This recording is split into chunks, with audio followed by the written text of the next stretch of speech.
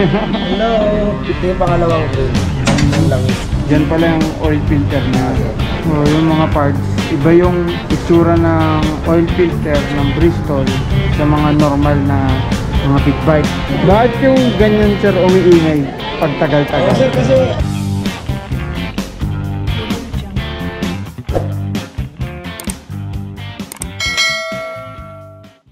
what's good mga pards? Kamusta? Nandito na naman si Asyong nagbabalik.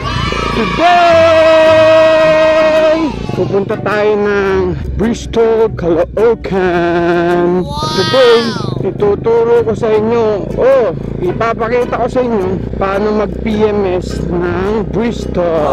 Dahil 3,000 kilometers na po tayo mga pards. Oras na para magpa-PMS ulit. So sana papasukin tayo doon sa service center para mauna natin, mabigyan natin, mapakita natin sa inyo Asyong Nation, sa mga sumusubaybay na mga naka-Bristol din, para mapakita ko sa inyo kung paano mag-PMS o mag-change ng oil filter. Dahil may naalala akong nagtanong kung paano, kaso wala rin akong idea mga parts eh.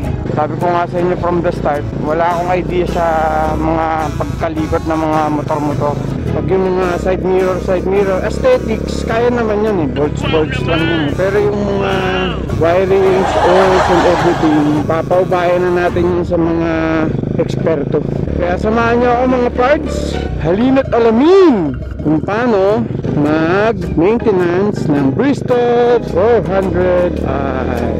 Sana hindi traffic side sa mga parts. Sana wala din masyadong huli pati.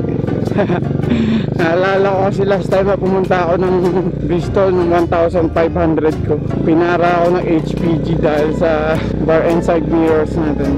Buti na lang, napakiusapan natin.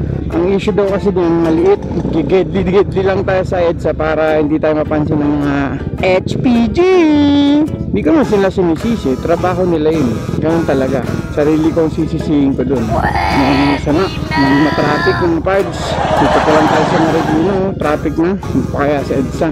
Kaya, kailangan natin bilisan kasi hanggang alas 5 lang ang Bristol, kaya hindi tayo umabot sa cut-off. Overdue na rin kasi talaga to, 3,700 na.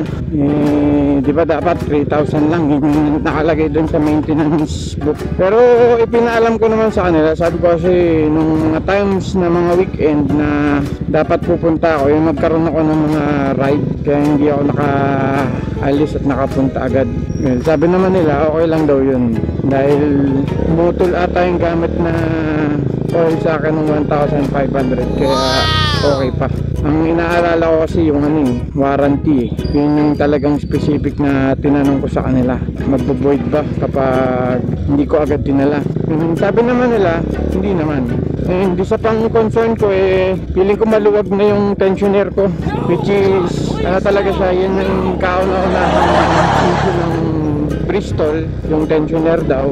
Pinapalitan lang naman daw siya ng manual tensioner. Papaturo tayo kung paano siya ina-adjust, mga ganun.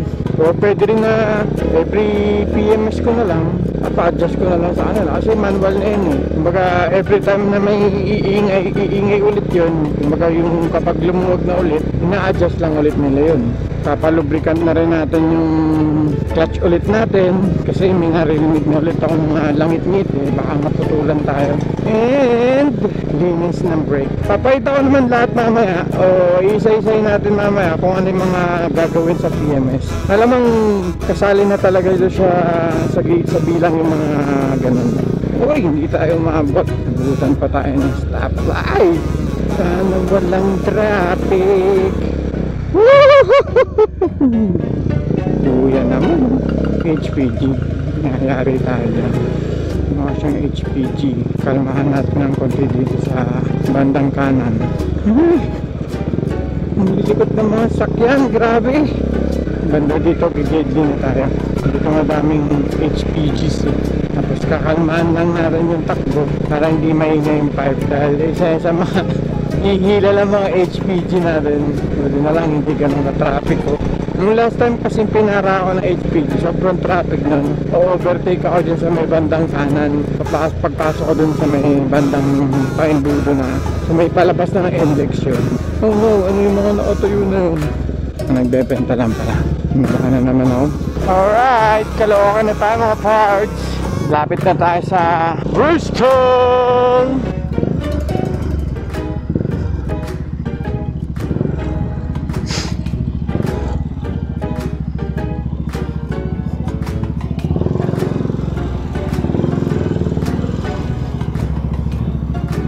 Yan mga parts, dito na tayo sa Bristol.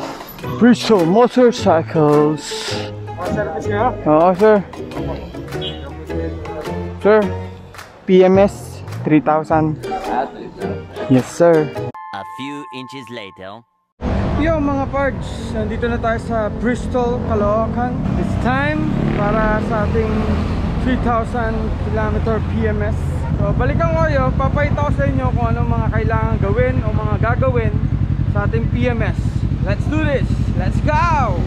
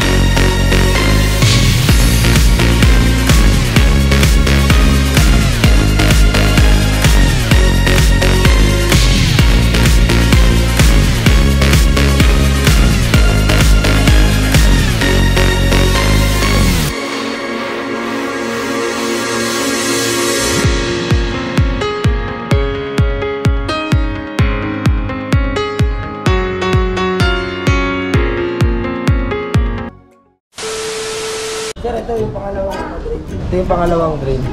Yung langis. Kasi ito kasi, reserve kasi ito yung dito. Reserve yung Bristol. Kasi dapat talaga 1.2 lang to. Pero yung 600 nandito sa reserve. Kaya hindi siya basa-basa kapag Kaya akala nyo ito lang yung langis. Pero meron pang bulan dito. Dalawa talaga yung tanggalan. Dalawa. Bali pag commander yan sir, tapos huminto kayo, yung ibang langis yan nandito. Okay. Kaya konti na lang din matitira dito kasi nasa reserve. Pero pag commander yan, yung nasa reserve, nandito lahat. Okay na. Pero pag huminto ka pa, gano'n lang naman nag-aaral ng langis natin. Kaya hindi kayo matatakot na matutuyo kayo ng langis. Kasi may reserve siya. Kahit mawalan dito, may reserve pa rin dito. Okay. Kaya sir, bubuksan na natin yung pangalawang ano sir. Ito, yung pangalawang ano. Dito mas marami talaga dito. Kesa doon sa kabila, mas marami dito. Bagad dyan ay impact lahat eh.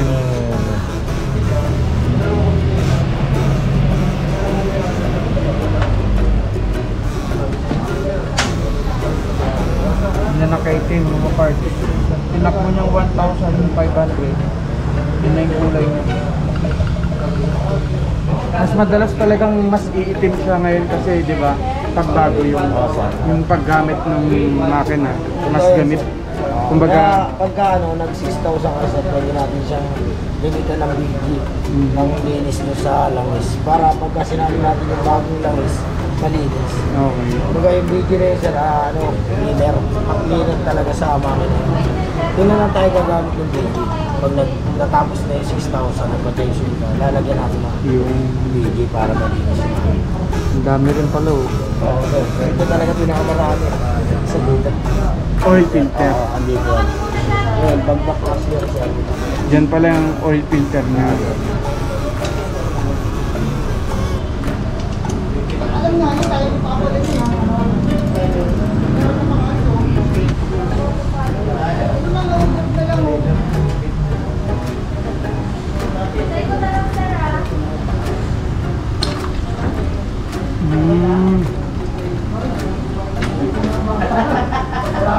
Iba pala yung filter niyan, isang buo. Magkatakip lang yan, sir. Ah, oo ano. Takip lang siya, takip. Hindi siya totally. Hindi siya yung katulad ng iba na kinakabit na gano'n. Kaya pala sabi ko, nasa kaya yung oil filter na ito? Naghahanap ako ng Minsan parang din nyo talaga mapapansin, sir, kasi katulad yan. Yung ganyan design eh. Oo nga eh. Diba? Kala ko Natapos part design. Kala ko part part design. Pero dito talaga siya nakapasok. Kaya yung ibang ng mekaniko na natakot sila mag-tension na ito pagka yung Pag di nila alam wala na talaga sa yun. warranty. Iba, ayaw nila talagang dalawin eh. Kasi tulad yan, hahanapin mo pa filter yan kung saan nakalagay. Actually, sinisilip ko siya dito. Pero sa kaya yun? nasa naman talaga. Kundi dito sa kanan, nandito. Yun nga eh, sa ganun eh. Pagka talagang hindi mo talaga kabisado, talaga hahanapin mo eh. Oh, yung mga parts, iba yung itsura ng oil filter ng Bristol sa mga normal na mga big bike. Kadalasan 'di ba, yun yung binibili mo, yung sinasalpak na lang tas roscas. Ito hindi, may cover siya. Tapos yung filter mismo yung nasa loob na yun. Hindi to pwedeng galawin ng mga ordinaryong tao. Kailangan mga professional lang maagawa niya. Palit o-ring din. Sir. Palit o-ring din dapat. Siyempre yung pagkakasil nyon, pag ginugot mo, wala na, masisira na. Kaya kailangan palit o-ring na yan mga parts. Diyan sir, pagka kunyari gusto nyo i-check yung langis, pagtulad galing na sa start, hindi nyo na siya mag-check sir. Kasi ikot na eh. Oo, iikot na yan. Pagtulad lang natin sir. Sortihan mo kung makukuha mo yung talagang check na ito. Sa una, makukuha mo kasi pag salid, hindi ka agad-agad iikot yan. Pero tatapon yun, hindi ka na dito iba. Tulad yan sir. Yan. Bagong lagay tayo ng langis. Ayan, merong kang makikita. Ayan, hanggang sa guwit sir. Wow. Ngayon, pag pina-start natin yan sir, pag pina-start natin yan, mamaya wala na yan. Kasi yung iba nandito. Umikot na. Yung iba nasa ibabaw pa, hindi basa-basa kagad-agad kasi bababa. Iikot na yan dito. Kaya minsan nagugulat yung ibang customer. Pag chinek nila dito, pagtingin mo ng langis. Kaya yung iba natatakot. Kasi bakit daw walang langis? Reserve lang kasi to. Hindi siya yung Pero nasa pag ama. pinatay mo, di ba, bumabalik lahat yan dito? Pag pinatay mo siya sir, mga 30 minutes santay ka, babalik dito yan. Doon mo na lang siya i-check. Check ulit. Ganun lang sir para at least alam nyo rin na pagka titignan nyo rin. Pagka minsan kasi nasa biyahe tayo. Ligado. Pagka sir, sa 6,000 mo, siguro palit ka ng motobat. Motobat? Oo. Ang binibigay lang ng regulator tsaka ng stator, charging. Tsaka yung charging lang para makarga yung battery. Kasi minsan puno na tapos wala na mabigyan yung battery.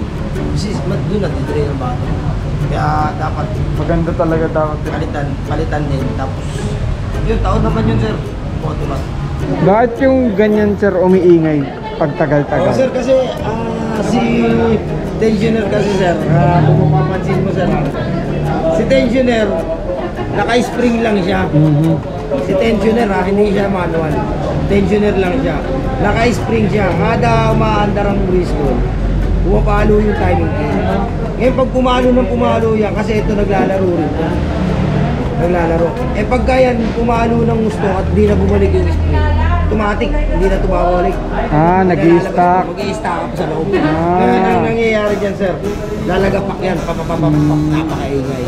Kaya ang inaano namin, na-advise din namin sa customer yan. Isa rin sa ina-advise namin na, pero hindi naman namin pinipilit ang customer na kumula.